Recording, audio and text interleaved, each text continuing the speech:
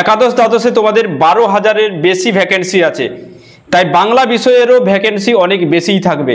তাই প্রথমবারে যদি এসএসসিকে ক্র্যাক করতে চাও, কোন স্ট্র্যাটেজি ফলো করবে, কিভাবে পড়াশোনা করবে, অল ডিটেলসে এই ভিডিওতে আমি আলোচনা করছি। ভিডিওটি অবশ্যই শেষ পর্যন্ত দেখো। Hello friends, welcome to Biswajoy YouTube channel. Biswajoy YouTube channel থেকে আমি তোমাদের বিশ্ব স্যার।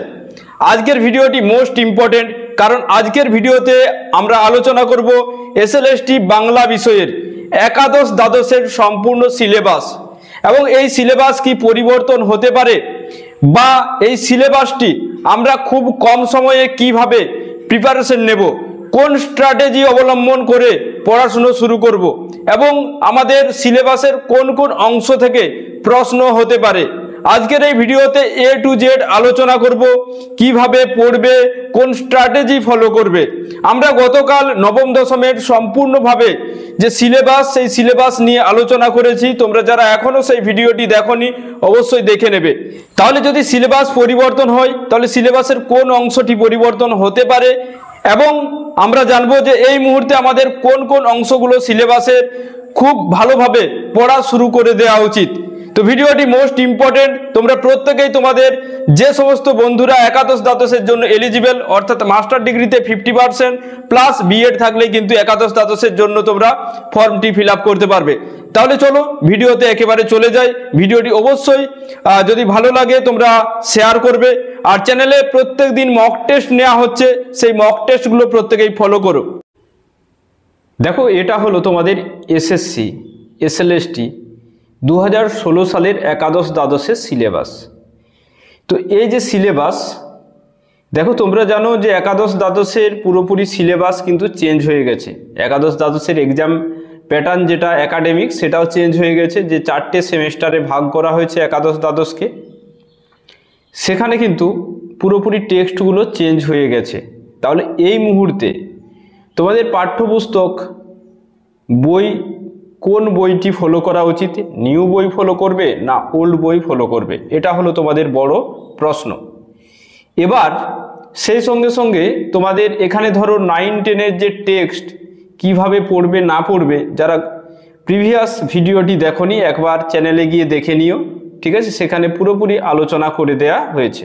তোমরা বিশ্বজয় ইউটিউব চ্যানেলে চলে যাবে, চলে গিয়ে দেখবে এখানে ভারতীয় সাহিত্য থেকে মোস্ট ইম্পর্টেন্ট প্রশ্ন উত্তরগুলো আলোচনা আমি করেছি। সঙ্গে সঙ্গে এখানে বিশেষভাবে তোমাদের যদি দেখো, এখানে আমি আরও একটি ভিডিও, এই যে নবম দশমের সিলেবাসটাও আলোচনা করেছি, ঠিক আছে? এটাও একবার তোমরা প্রত্যেকেই দেখে নিও, তাহলে টেক্সটগুলো কিভাবে পড়বে নবম দশমের সেটা একটু জানতে পারবে। সেই সঙ্গে সঙ্গে তোমাদের প্রফেসর শঙ্কুর ডায়েরি, কোনি, এগুলো আলোচনা করে দেওয়া হয়েছে। সাহিত্য কথা, এটা নিয়েও তোমাদের পড়তে হবে, ঠিক আছে? যে তুমি যদি বলো পড়বো না তো হবে না, তোমাদের এবারের নিউ সিলেবাসের মধ্যে যা আছে। এবার আমি তোমাদের সঙ্গে বাংলা শিল্প, সাহিত্য, সংস্কৃতি, যেটা এই বই দুটো কিন্তু চেঞ্জ হয়নি তোমাদের, অর্থাৎ একাদশ দ্বাদশে 4টে সেমিস্টারে এই দুটো বই সম্পূর্ণভাবে তোমাদের কিন্তু আছে। সেই সঙ্গে সঙ্গে অনুবাদ অনুষঙ্গ গতকাল যদিও আলোচনা করেছিলাম, আজ একবার আলোচনা করে দেব কি কি পড়বে। ব্যাকরণ, সঙ্গে সঙ্গে সাহিত্যের রূপরীতি। তাহলে এই একাদশ দ্বাদশের সিলেবাসের আমাদের সাহিত্যের রূপরীতি এই পোর্শন থেকে আমি তোমাদের শুরু করছি, অর্থাৎ আমি উল্টো দিক থেকে সিলেবাসটা একটু আলোচনা করছি, ঠিক আছে? এই সাহিত্যের রূপরীতি থেকে তোমরা কি পড়বে, কোথা থেকে কি ধরনের প্রশ্ন হতে পারে, অল ডিটেলসে আলোচনা আমি করছি। ধরো এখানে কাব্য থেকে আছে মহাকাব্য, গীতি, কবিতা। নাটক থেকে ট্র্যাজেডি, কমেডি, প্রহসন, একাঙ্ক। উপন্যাস, যতগুলি প্রকারের উপন্যাস আছে সমস্ত প্রকারের উপন্যাস, ছোট গল্প, প্রবন্ধ, এগুলো কিন্তু তোমাদের রূপবৈচিত্র্য পড়তে হবে। এখান থেকে তোমাদের কোশ্চেন কিন্তু আসবেই, এবং এইখানটাই তোমাদের বিশেষভাবে ডিফারেন্ট করে দেবে অন্যান্য স্টুডেন্টের সঙ্গে তোমার। কারণ এই সাহিত্যের রূপরীতি তুমি যদি ভালোভাবে না পড়ো, তাহলে কিন্তু এখানে তুমি আটকে যাবে। তাহলে এখানে কিভাবে পড়তে হবে, কিভাবে তোমাদের বিশেষভাবে পড়া প্রয়োজন। ধরো এখানে মহাকাব্য পড়ছো, তো মহাকাব্য পড়তে পড়তে তোমাকে দেখে নিতে হবে যে বাংলায় মহাকাব্য কে কে রচনা করেছেন, এবং পাশ্চাত্যে কে কে মহাকাব্য রচনা করেছেন। গীতি, কবিতাও দেখে নিতে হবে। সঙ্গে সঙ্গে বিভিন্ন ট্র্যাজেডিগুলো দেখে নিতে হবে, উপন্যাস কোনটি বিশেষভাবে আত্মজীবনীমূলক উপন্যাস, কোনটি ইতিহাস আশ্রয়ী উপন্যাস, কোনটি পুরাণ আশ্রিত উপন্যাস, এইগুলো খুবই ভালোভাবে আমাদের পড়তে হবে। নাটকের ক্ষেত্রেও সেম, ট্র্যাজেডি ধর্মী হলো দেখো বিশেষভাবে তোমাদের নীল দর্পণও ট্র্যাজেডি হবে, কৃষ্ণকুমারীও হবে, এগুলো জানতে হবে। কমেডি টাইপ এবং কমেডি প্রহসনের মধ্যে পার্থক্য এগুলো জানতে হবে, এগুলো উদাহরণ থেকে আমাদের পড়তে হবে। ধরো আমি তোমাদের একটি দেখিয়ে দিচ্ছি, মহাকাব্য বা গীতি কবিতা বা ট্র্যাজেডি থেকে আমরা কিভাবে পড়বো একটু দেখে নাও। দেখো এটা হলো সাহিত্য রূপরীতি। ধরো আমরা কবিতা পড়ছি, তো কবিতার ক্ষেত্রে দেখো বিশেষভাবে সাহিত্য দর্পণের রচয়িতা বিশ্বনাথ কাব্যকে দেখিয়েছেন রসাত্মক বাক্যরূপে। এখানে কবিতার বিভিন্ন শ্রেণীবিভাগ আছে, মনময় কবিতা বা গীতি কবিতা, দুই প্রকারের, তন্ময় কবিতা বা বস্তুনিষ্ঠ কবিতা। এবার আমরা যদি দেখি এখানে যে গীতি কবিতার, এই গীতি কবিতা বিশেষভাবে লিরিক, তো এই লিরিক শব্দটির উদ্ভব হয়েছে কোথা থেকে, এর অর্থ কি, এগুলো জানতে হবে। সঙ্গে সঙ্গে গীতি কবিতা কি কি হতে পারে, ওড বা বিশেষভাবে স্তোত্র জাতীয়, জানো এই ব্রজাঙ্গনা হলো মাইকেল মধুসূদন দত্তের একটি অডের উদাহরণ। সেই সঙ্গে সঙ্গে ব্যালেড বা গীতি কবিতা ময়মনসিংহ গীতিকা এর মধ্যে পড়ে, এলিজি আছে, সনেট, রাখালিয়া কাব্য এগুলো আছে। ধরো আমি তোমাদের সেই সঙ্গে সঙ্গে বস্তুনিষ্ঠের মধ্যে মহাকাব্য পড়ে, রূপক পড়ে, ব্যঙ্গ কবিতা, লিপি কবিতা, নাটকীয় এकोक्ति, এগুলো খুব ভালোভাবে পড়তে হবে। এবার ধরো আমি তোমাদের এখানে আসছি যে প্রেম বিষয়ক গীতি কবিতা, যেমন দেখো পাশ্চাত্য সাহিত্যিক জন ডানের এক্সটাসি আছে একটি প্রেম বিষয়ক গীতি কবিতা, তাছাড়া রবার্ট ব্রাউনিংয়ের আছে, গোবিন্দচন্দ্র দাসের আছে, রমণীর মন, দেবেন্দ্রনাথ সেনের আছে দাও দাও একটি চুম্বন, রবীন্দ্রনাথের গুপ্তপ্রেম, তাহলে জীবনানন্দের বনলতা সেন, এগুলো কিন্তু প্রেম বিষয়ক গীতি কবিতা। এবার স্বদেশ প্রেম বা দেশাত্মবোধক গীতি কবিতা, এখানে বিশেষভাবে বঙ্কিমচন্দ্রের বন্দে মাতরম, জ্যোতিরেন্দ্রনাথ ঠাকুরের চল রে চল রে সবে ভারত সন্তান, এগুলো আছে, এগুলো প্রত্যেককেই কিন্তু পড়তে হবে। অর্থাৎ যেমন এখান থেকে পরীক্ষায় আসতে পারে বাংলা প্রকৃতি বিষয়ক গীতি কবিতা, একটা যে কোনো দেখবে অপশানে দিয়ে দিল যে কোনটি, তখন তোমাকে বলতে হবে যে এইগুলো থেকেই যে কোনো একটা থাকবে অপশানে, সেটাকে তোমাকে নিতে হবে উত্তর। যেমন এখানে দেখো আছে মহাকাব্য। মহাকাব্য গ্রিক এপিকস বা এপোস থেকে এই এপিক শব্দটির উদ্ভব, এগুলো জানতে হবে। এপিক বিষয়ে এরিস্টটল তার পোয়েটিক্সে জানিয়েছেন 23 আর 24তম অধ্যায়ে, খুবই ইম্পর্টেন্ট এটি।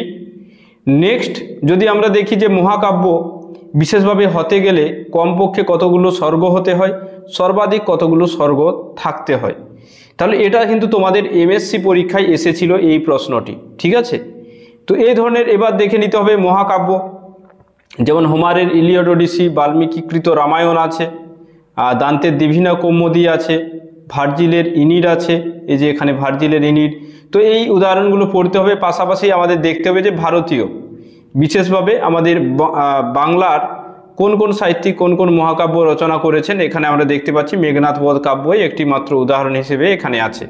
এবার ব্যঙ্গ মহাকাব্য কোনগুলো, যেটাকে বলা হয় ব্যঙ্গ মহাকাব্য, তো এটাকে দেখতে পাবো যে বিশেষভাবে ছুচ্ছন্দরী বধ, এটা হলো একটি ব্যঙ্গ মহাকাব্য, ঠিক আছে, এগুলো মনে রাখতে হবে। ব্যঙ্গ কবিতা এগুলো জানতে হবে। লালিকা, লালিকা এগুলো বিশেষভাবে ল্যাটিন শব্দ থেকে এসেছে, তো কিভাবে এসেছে, এর অর্থ কি, এগুলো প্রত্যেকটাই কিন্তু জানতে হবে। এবার সাহিত্যের রূপরীতির থেকে ধরো নাটক পড়ছো, তো নাটক সর্বজন গ্রাহ্য অর্থে ড্রামা, এগুলো পড়তে হবে। ড্রামা শব্দের অর্থ কি পড়তে হবে। সঙ্গে সঙ্গে এখানে বিশেষভাবে দেখতে হবে যে এরিস্টটল তার পোয়েটিক্সে এই নিয়ে আলোচনা করেছেন। বাংলার প্রথম দেখো যে কাল্পনিক সংবদল যেটা দি ডিসগাইজ, গেরাসিম লেবেদভ বা হেরাসিম লেবেদভ, তোমরা এরকম পাবে না। আর বিশেষ করে এখানে বড়ু চণ্ডীদাসের শ্রীকৃষ্ণ কীর্তনে এখানে আমরা দেখতে পাবো যে এখানে নাট্যগীত আকারে আছে। আর পোয়েটিক্স এখানে বিশেষভাবে ট্র্যাজেডিকে ইমিটেশন অফ অ্যান অ্যাকশন বলা হয়েছে। এগুলো খুব ভালোভাবে মনে রাখতে হবে যে শেক্সপিয়রের ওথেলোতে নায়কের বিশেষভাবে দিক আছে, যে নায়ক খলনায়ক, যেমন বিসর্জন নাটকে রবীন্দ্রনাথের আছে। সঙ্গে সঙ্গে মুক্তধারাতে শ্রমিক, মালিক, যন্ত্র, মানুষ ইত্যাদি আছে। তো এইভাবে কিন্তু আমাদের পড়তে হবে। দেখো সাহিত্যের রূপরীতি খুবই ভালোভাবে পড়তে হবে, কারণ এইখান থেকেই তোমার কিন্তু ডিফারেন্সটা শুরু হয়ে যাবে। এখানে তুমি যদি অ্যান্সার করতে না পারো পরীক্ষায় তাহলে কিন্তু বিপদের মধ্যে পড়বে। এবার যদি আমরা ব্যাকরণে আসি, যেমন তোমাদের ব্যাকরণ আমি গত ক্লাসে আলোচনা করেছি 9-10-এ, ধরো ধ্বনি খুবই ইম্পর্টেন্ট পার্ট ব্যাকরণ। যদি কেউ 9-10-এর প্রিপারেশন নিচ্ছ, ব্যাকরণটা এখানেও সেম জিনিস হয়ে যাবে। তো এখানের ক্ষেত্রে আমি তোমাদের বলে দিই, ধরো দুটো পেপারেই তোমরা এক্সাম দিতে পারছো, 9-10 এবং 11-12।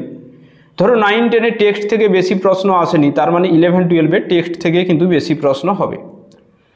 এবার 9-10-এর তুলনায় 11-12-এ গ্রামার একটু কম আসে। ধরো ধ্বনি পড়ছো, ধ্বনির ক্ষেত্রে মনে রাখবে যে মান্যচলিতে বিশেষভাবে যে স্বরধ্বনির সংখ্যা কতগুলি, ঠিক আছে, যে 7টি আছে, তো সেই 7টি কি কি, তাদের উচ্চারণ বৈশিষ্ট্য এগুলো মনে রাখতে হবে, ঠিক আছে। যেমন এর বিকৃত রূপ হলো এ, এগুলো মনে রাখতে হবে। সেই সঙ্গে সঙ্গে মনে রাখলে যে অকে কি ধরনের ধ্বনি বলা হয়, কণ্ঠস্বর বলা হয় অকে। সে সঙ্গে সঙ্গে অকে নীলিন স্বরও বলা হয়। তাহলে এই তথ্যগুলো আমাদের কিন্তু মনে রাখতে হবে। ধ্বনি পরিবর্তনের কারণ মনে রাখতে হবে, যে কোন কারণে ধ্বনি পরিবর্তন হয়েছে। ধরো দুধকে কেউ ডুড উচ্চারণ করলো, এখানে বাকযন্ত্রের ত্রুটি। এখান থেকে আমাদের পরীক্ষায় প্রশ্ন হতেই পারে যে ধরো লাল থাকলো, লাল থেকে নাল থাকলো, তো এখানে কি দেখা দিয়েছে, তো এখানে আমাদের বিষমীভবন দেখা দিয়েছে। ধ্বনি পরিবর্তনের ধারা থেকে প্রশ্ন হতে পারে। এবার ধরো হ্রদ আছে, হ্রদ থেকে ধরো দহ হলো, এটা কোন পরিবর্তনের ধারা দেখা দিয়েছে, এটা বিপর্যাস দেখা দিয়েছে। সে সঙ্গে সঙ্গে মূর্ধন্য ভবন, নাসিক্যী ভবন এগুলো তো আছেই। সঙ্গে সঙ্গে সন্ধি থেকে আমাদের সন্ধি বিচ্ছেদ জিজ্ঞাসা করা হবে। সন্ধি থেকে যে সন্ধি বিচ্ছেদ করো, ঠিক আছে। ধরো পরীক্ষায় এলো জলৌকা, তো জলৌকা সন্ধি বিচ্ছেদ করো, তাহলে এখানে হয়ে যাবে জল যোগ ওকা হয়ে যাবে। তো এইভাবে কিন্তু সন্ধি বিচ্ছেদ আসবে। তবে বেশিরভাগ তোমরা নিপাতনে যে সিদ্ধ সন্ধি সেগুলো পড়ার চেষ্টা করবে, ঠিক আছে। কারণ নিপাতনে সিদ্ধ স্বরসন্ধি, ব্যঞ্জন সন্ধি, বিসর্গ সন্ধি, এই 3টে পার্ট খুব ভালোভাবে মনে রাখবে। উপসর্গ অনুসর্গ, উপসর্গ বাংলা উপসর্গ কোনগুলো, সংস্কৃত উপসর্গ কোনগুলো, বিদেশি উপসর্গ কোনগুলো মনে রাখবে। সংস্কৃত উপসর্গ তো 20টি আছেই। ধাতু এবং প্রত্যয় থেকে বিশেষভাবে প্রত্যয়টা খুব ভালোভাবে পড়বে, ঠিক আছে। শব্দ ভাণ্ডারের থেকেও খুব ভালোভাবে দেখতে হবে কোনটি পর্তুগিজ শব্দ, কোনটি তুর্কি শব্দ, কোনটি হিন্দি শব্দ, কোনটি দেশি শব্দ, কোনটি অর্ধতৎসম শব্দ, কোনটি তদ্ভব শব্দ, কোনটি আরবি, কোনটি ফারবি। যেমন গতবারে এসেছিল কাগজ, কি শব্দ মাদ্রাসায় এসেছিল আপার প্রাইমারিতে, সম্ভবত এটা ফার্সি শব্দ। আর তাছাড়া এখান থেকে প্রশ্ন হবে পদ থেকে বিশেষ্য, বিশেষণ, সর্বনাম, অব্যয়, বিশেষ্য, গুণবাচক বিশেষ্য, ভাববাচক বিশেষ্য, ক্রিয়াবাচক বিশেষ্য, এগুলো তোমাদের বেশি অসুবিধা হবে, এগুলো একটু ভালোভাবে দেখবে। বিশেষণের ক্ষেত্রে সর্বনামীয় বিশেষণ, ঠিক আছে, সর্বনামের বিশেষণ, অব্যয়ের বিশেষণ, বিশেষণের বিশেষণ, এগুলো ভালোভাবে পড়বে। সর্বনাম থেকে কোনটি ব্যক্তিবাচক সর্বনাম, কোনটি পারস্পরিক সর্বনাম, কোনটি আত্মবাচক সর্বনাম, সেগুলো দেখবে। অব্যয়ের ক্ষেত্রে আমাদের অব্যয়ের যে 4টি শ্রেণীবিভাগ আছে, ধরে নাও পদান্বয়ী অব্যয় আছে, সেই সঙ্গে সঙ্গে তোমাদের সমুচ্চয়ী অব্যয় আছে। সমুচ্চয়ী অব্যয়ের আরও এক নাম হলো বাক্যান্বয়ী অব্যয়। সেই সঙ্গে সঙ্গে তোমাদের আছে অনন্বয়ী অব্যয়, সেই সঙ্গে সঙ্গে তোমাদের আছে ধন্যাত্মক অব্যয়। তো এইভাবে প্রত্যেকটা পাঠ কিন্তু আমাদের পড়তে হবে, ঠিক আছে। কারক, প্রত্যেকটি কারকের ভাগ পড়বে। 6টি আমাদের কারক আছে বাংলায়, আর অকারক আছে 2টি। তো সম্বোধন এবং সম্বন্ধ এই দুটো ভালোভাবে পড়তে হবে। বিশেষভাবে বিভক্তি প্রধান কারক কোনগুলো, এগুলো মনে রাখবে। অনুসর্গ প্রধান কারক কোনগুলো, এগুলো মনে রাখবে, এগুলো খুব ভালোভাবে মনে রাখবে। সমাসের ক্ষেত্রে প্রত্যেকটা পাঠ, বিশেষভাবে রূপক কর্মধারয়, ধরো পরীক্ষায় চলে এলো বিশেষভাবে মন মাঝি, তো মন মাঝি, মন রূপ মাঝি, রূপক কর্মধারয় হয়ে যাবে। এবার ধরো চলে এলো নিম রাজি, এটা কি হবে তোমরা কমেন্টে জানাবে, ঠিক আছে। এটা ব্যাস বাক্যটা জানিয়ে দেবে কমেন্টে, তাহলে জানবো তোমরা ভিডিওটি দেখেছো। এটা ক্রিয়া বিশেষণ তৎপুরুষ হবে, কি ব্যাস বাক্য হবে জানিয়ে দেবে। আর তোমাদের প্রত্যেক দিন আমি ব্যাকরণের জন্য খুব ভালো একটি পদক্ষেপ নিয়েছি, যে ইউটিউবে লাইভ মক টেস্ট হচ্ছে। তো ব্যাকরণগুলো সেখান থেকেই তোমরা যদি ভালোভাবে কেউ ক্লাস করো, সেখানে আমি খুব ভালোভাবে বুঝিয়ে দিচ্ছি। তোমরা যারা সেলফ স্টাডি করছো তোমাদের কিন্তু কোনো অসুবিধা হবে না। এখানে বাক্যের ক্ষেত্রে দেখো, আমাদের বাক্য নির্মাণের শর্ত, যোগ্যতা, শর্তর ক্ষেত্রে যোগ্যতা। ধরো ছেলেটি উঠোনে সাঁতার কাটছে, তো এখানে যোগ্যতা নেই, কারণ বাক্যটি কি, ছেলেটি উঠোনে সাঁতার কাটতে পারবে না, তো এটা যোগ্যতাহীন বাক্য। আকাঙ্ক্ষা, বিশেষভাবে ধরো আমি কোনো একটা বাক্য বললাম যে তুমি, আর কিছু বললাম না, তো তুমি এবার শোনার চেষ্টা করবি যে কি বললো, আসতে বলছে না খেতে বলছে। তো এরকম যদি শ্রোতার শোনার আকাঙ্ক্ষা পূর্ণ না হয় তখন সেটা আকাঙ্ক্ষা দোষে দুষ্ট। আসত্তি পদগুলো যদি সঠিকভাবে না বসে, ঠিক আছে, যেমন খাঁটি গরু, এরকম যদি একটি বাক্য বলি যে খাঁটি গরু, খাঁটি গরু, খাঁটি গরুর দুধ দেয়, ঠিক আছে, বা খাঁটি গরু দুধ দেয়, তো এটা তো খাঁটি গরু বলে কিচ্ছু নেই, গরু খাঁটি দুধ দেয় এটা হবে। তো এখানে আসক্তি দোষে দুষ্ট। এবার আমাদের উদ্দেশ্য বিধেয় দেখতে হবে, যেমন তুমি খাবে, তো বাক্যে যার সম্পর্কে বলা হচ্ছে সে হলো উদ্দেশ্য, উদ্দেশ্য সম্পর্কে যা বলা হচ্ছে সেটা বিধেয়। এবার বিশেষ্য খণ্ড, ক্রিয়া বিশেষণ খণ্ড, ক্রিয়াখণ্ড, এগুলো জানতে হবে। বাক্যের গঠনগত এবং অর্থগত শ্রেণীবিভাগ, গঠনগত দিক থেকে আমরা বাক্যকে 4 ভাগে ভাগ করি, অর্থগত দিক থেকে 7 ভাগে ভাগ করি, যেমন শর্ত সাপেক্ষ বাক্য। গঠনগত দিক থেকে সরল, জটিল, যৌগিক, মিশ্র আছে, এগুলো দেখতে হবে। 7টি আমাদের অর্থগত শ্রেণীবিভাগ, প্রত্যেকটি উদাহরণ দেখতে হবে। আচ্ছা এটি কি হবে, কিসের উদাহরণ, ইস, আচ্ছা এটা, বাহ, দারুণ, পড়াশোনা করছো তো, এটা কি ধরনের বাক্য হবে একটু কমেন্টে জানাবে তো, ঠিক আছে, এটা কি ধরনের বাক্য হবে অর্থগত দিক থেকে জানাবে।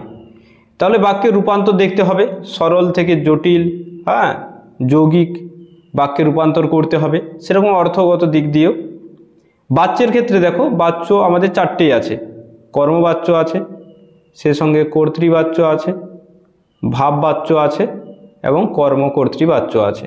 এই 4টে পার্ট খুব ভালোভাবে কিন্তু পড়বে, ঠিক আছে, এবং বাচ্য পরিবর্তনও পড়বে। তাহলে এখানে আমাদের গ্রামারটা গেল। এবার অনুবাদ অনুষঙ্গের যে পোর্শনটা, এখানে আমি তোমাদের গতকালকে দেখবে ভারতীয় সাহিত্য থেকে মোস্ট ইম্পর্টেন্ট কোশ্চেনগুলো আলোচনা করে দিয়েছি। তোমরা যদি সেই ক্লাসটি ফলো করো সেখান থেকে দেখবে কোশ্চেন পেয়ে যেতে পারো পরীক্ষায়।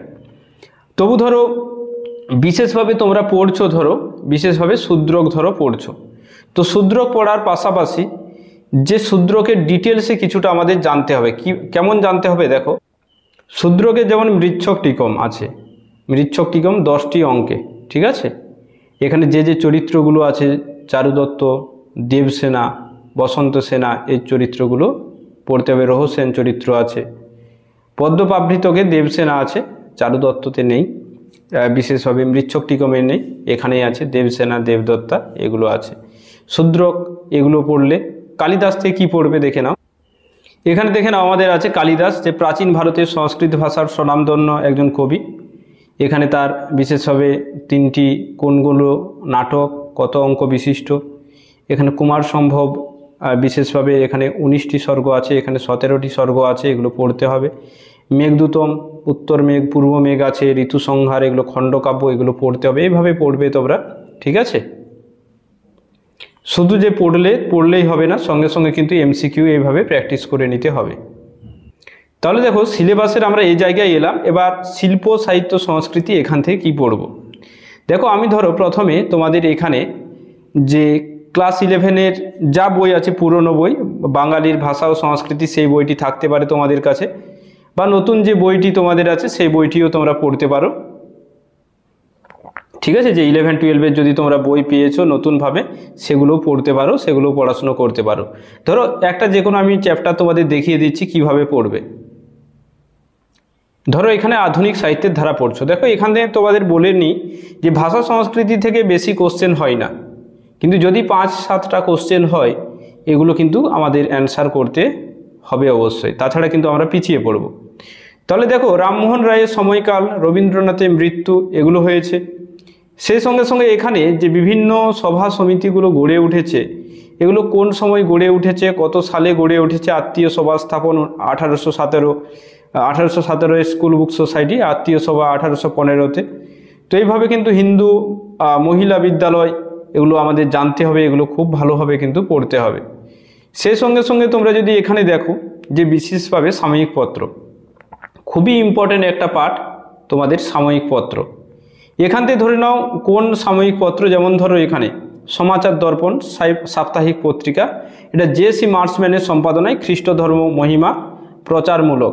তো এটা খুব ভালোভাবে তোমাদের কিন্তু পড়তে হবে, যে হ্যাঁ তুমি যদি বলো আমি পড়বো না তো হবে না, খুব ভালোভাবে এখানে যেমন যা কিছু এখানে আছে সেখান থেকেই প্রশ্ন হবে। এই সংবাদপত্র থেকে কিন্তু একটা প্রশ্ন তোমাদের আসবেই। যেমন দেখো এখানে তোমাদের বিশেষভাবে বাংলা সাময়িক পত্রের উদ্ভব ও বিকাশের ক্ষেত্রে যে প্রত্যেকটা পত্রিকা, দেখো এখানে দিগদর্শন আছে, সঙ্গে সঙ্গে সমাচার দর্পণ আছে, তো কে সম্পাদনা করেন, কত সালে প্রথম প্রকাশিত হয়, এগুলো সমস্ত কিছু এইভাবে কিন্তু তোমাদের পড়তে হবে। বইও আছে তোমাদের, ঠিক আছে। আর বাঙাল গেজেট আছে, তো এটা হরচন্দ্র রায় এবং গঙ্গা কিশোর ভট্টাচার্যের সম্পাদনা এটা প্রকাশিত হয়। বিশেষভাবে বাঙালির প্রথম উদ্যোগ বাঙালিদের, এটা স্মরণীয়তায়। এখানে ব্রাহ্মণ সেমদি, সংবাদ কৌমুদি, এগুলো কে বিশেষভাবে সম্পাদক, কত সালে প্রথম প্রকাশিত হয়। সঙ্গে সঙ্গে দেখো যে বাংলা ভাষার প্রথম দৈনিক পত্রিকা কোনটি, তো ঈশ্বর গুপ্তের সংবাদ প্রভাকর, এটা মনে রাখতে হবে। এরকম যে বিজ্ঞান বিষয়ক প্রথম বাংলা পত্রিকা কোনটি, জ্ঞানোদয়, এটাও মনে রাখতে হবে।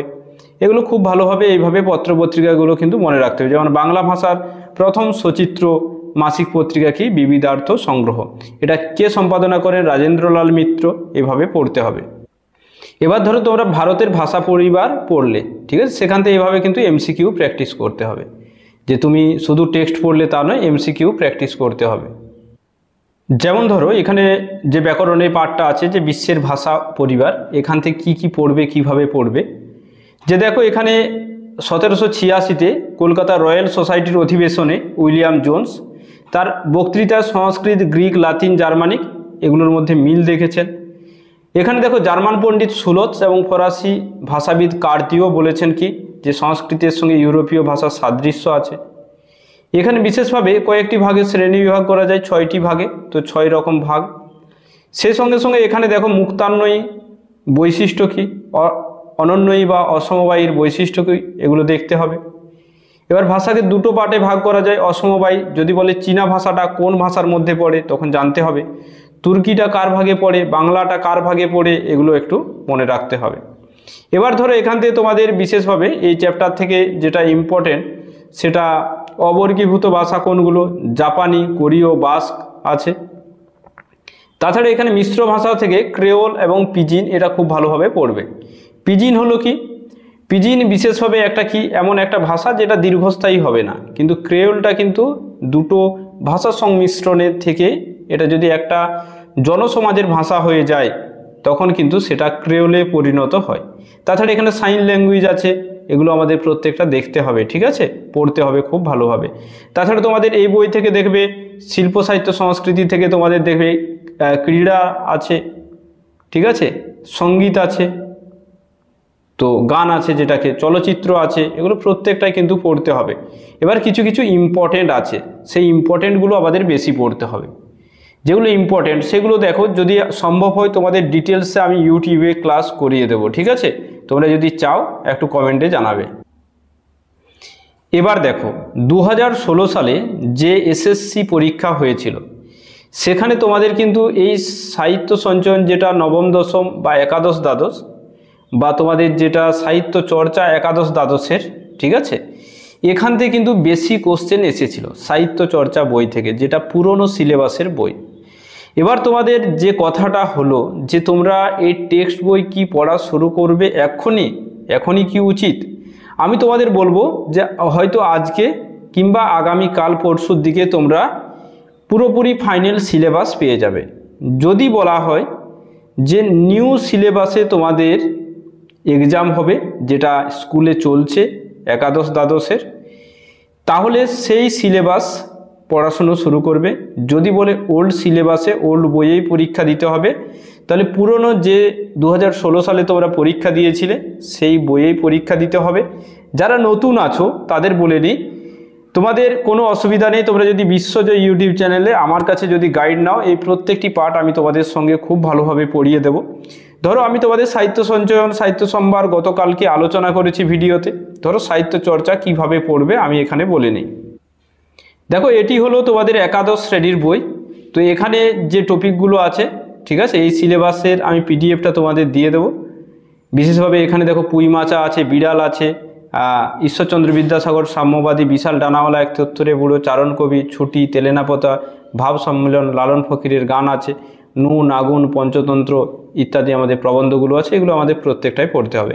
একটি তোমাদের দেখিয়ে দিচ্ছি যে কেমন প্রশ্ন হয় বা কেমন প্রশ্ন আসে। ধরো পুঁইমাচা পড়ছো, পুঁইমাচা এখানে পত্রিকা পড়তে হবে, ঠিক আছে। এখানে প্রধান চরিত্র সোহাইহরি এবং অন্নপূর্ণা, তাদের কন্যা আছে খেন্তি, এবং খেন্তিরা 3 বোন, এটাও তোমাদের জানতে হবে, ঠিক আছে। খেন্তিকে বিয়ে দেওয়া হয়, খেন্তি তারপরে মারা যায়। খেন্তি যে পুঁই গাছ লাগিয়েছিল বিশেষভাবে, এখান থেকে তোমাদের যে কোনো লাইন তুলে দিতে পারে যে বরজ পাতার জঙ্গলে কি করতে গিয়েছিলেন, সেখানে বুনো আলু বিশেষভাবে নিয়ে আসতে চুরি করতে গিয়েছিলেন, এই কথা আমরা এখানে কিন্তু পাবো। তাছাড়া তোমাদের যদি এখান থেকে একটি কবিতা দেখিয়ে দিই, যেমন ধরো এখানে ঈশ্বরচন্দ্র বিদ্যাসাগর কবিতাটি মাইকেল মধুসূদন দত্তের, এটা চতুর্দশপদী কবিতাবলীর একটি কবিতা। এখান থেকে লাইন তুলে কোশ্চেন হতে পারে, সাম্যবাদী থেকে লাইন তুলে কোশ্চেন হতে পারে। তারা সেমিস্টার 2ও তোমাদের আছে। সেমিস্টার 2 থেকে দেখো কি কি আছে, যে ছুটি আছে, তোমাদের ক্লাস 9এও আছে ছুটি, সাহিত্য সঞ্চয়নে। সে সঙ্গে সঙ্গে এখানে তেলেনাপোতা আবিষ্কার, যেটা গত সিলেবাসে ছিল, এখান থেকে কিন্তু পরীক্ষা আসেই, ঠিক আছে। আর সঙ্গে সঙ্গে এখান থেকে দেখো যে ভাব সম্মিলন, এটা নতুন অ্যাড হয়েছে, এগুলো ইউটিউবে ক্লাস দেওয়া আছে। নুন কবিতা, এই নুন কবিতা থেকে তোমাদের একটি প্রশ্ন এসেছিল যে এই লাইনটি, ঠিক আছে, আমরা তো এতেই খুশি, বলো আর অধিক কে চাই, 2016 সালে এই লাইনটি থেকে প্রশ্ন এসেছিল। শুধুমাত্র তোমাদের দেখালাম যে কোথা থেকে কী ধরনের প্রশ্ন এসেছিল, তাছাড়া এখানে তো টেক্সট বই আমাদের পড়তেই হচ্ছে, ঠিক আছে। এবার আমি তোমাদের বলি যে এই নিউ বইটা পড়ার চেষ্টা এই মুহূর্তে শুরু করে দিও না, সিলেবাসের যে অন্যান্য অংশগুলো বললাম সেইগুলো পড়াশুনো শুরু করো, ঠিক আছে। এই টেক্সট বই বিশেষভাবে এখনই শুরু করে দিও না।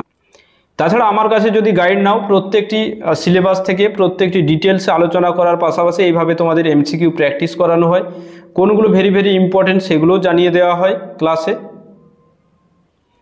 তাহলে এক্ষেত্রে আমি তোমাদের একটা কথাই বলবো যে টেক্সট যেটা 11-12-এর, এই টেক্সটগুলোর বিশেষভাবে এখন একটু পড়া বন্ধ করো 1-2 দিন। তাছাড়া সিলেবাসের অন্যান্য অংশগুলো পড়ো, বাংলা ভাষা বিশেষভাবে যে শিল্প সাহিত্য সংস্কৃতি আছে একাদশ-দ্বাদশের প্রিভিয়াস যে বই আছে, সেই বইয়েই দুটো বিশেষভাবে তোমাদের 11-12-এ 4টে সেমিস্টারে ভাগ করা আছে, সেই অধ্যায়গুলোই সেগুলো পড়ো। ভারতীয় সাহিত্য, আন্তর্জাতিক সাহিত্য এটা পড়ো, ব্যাকরণ শুরু করে দাও পড়াশুনো। সাহিত্যের রূপরীতি যেভাবে আমি বললাম প্রত্যেকটা পাঠ, যে মহাকাব্য, ব্যঙ্গ মহাকাব্য বা মহাকাব্য, পাশ্চাত্যিক মহাকাব্য কী কী আছে, গীতি কবিতা অনেকগুলো ভাগ আছে, ঠিক আছে। প্রেমমূলক গীতি কবিতার উদাহরণ, আর স্বদেশ মূলক গীতি কবিতার, পৌরাণিক গীতি কবিতা যদি থাকে, ট্র্যাজেডি, শেক্সপিয়রের অনেক ট্র্যাজেডি আছে, কমেডি আছে, কমেডিগুলো আমাদের দেখতে হবে, বাংলায় কমেডি কি কি আছে এগুলোও দেখতে হবে। খুব ভালোভাবে পড়ো। উপন্যাসের প্রত্যেকটি শ্রেণীবিভাগ, পাশ্চাত্যে কে কে, ধরো একটি ঐতিহাসিক উপন্যাস, পাশ্চাত্যে কে কে রচনা করেছেন, সেই সঙ্গে সঙ্গে আমাদের বিশেষভাবে বাংলাদেশে মানে এই পশ্চিমবঙ্গের বা বঙ্গদেশের কোন কোন ঔপন্যাসিক সেই সাহিত্য রচনা করেছেন, এগুলো মনে রাখতে হবে। ঐতিহাসিক যেমন তোমাদের রাজসিংহ আছে, এগুলো আছে। তো এইভাবে পড়ো, ঠিক আছে। আর বিশেষভাবে বিশ্বজয় ইউটিউব চ্যানেলে তোমাদের যে মক টেস্টগুলো হচ্ছে ব্যাকরণের, সেগুলো অবশ্যই ফলো করো, মাস্ট, তোমাদের কিন্তু অনেকটাই হেল্প হবে। প্রত্যেকে এইভাবে যারা সেলফ স্টাডি নিতে চাও, সেলফ স্টাডি শুরু করে দাও। আর যারা আমার কাছে গাইড নিতে চাও, প্রত্যেকে হোয়াটসঅ্যাপ করে নেবে, ঠিক আছে। সেখানে তোমাদের ডিটেলসে ক্লাস হবে, পুরোপুরি টপ ক্লাস হবে,